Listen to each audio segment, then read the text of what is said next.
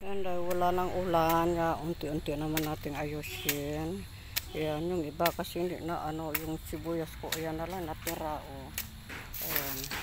Ayan, maganda na siya, Yan, tapos nagtanim yung manugang ko ng bagong yan dyan, ano ba yan? Balatong, yan. Beans, yan.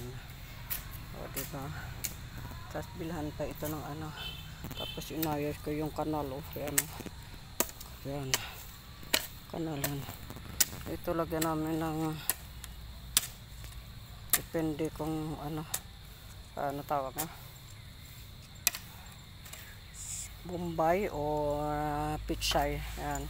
Kasi magandang lupa dito, siya, buhaghag, yan, yan, bagay ito sa sibuyas at saka sa yan, pechay, ayan. Sana wag lang magbaha ulit kasi sayang ang pagod. Diba?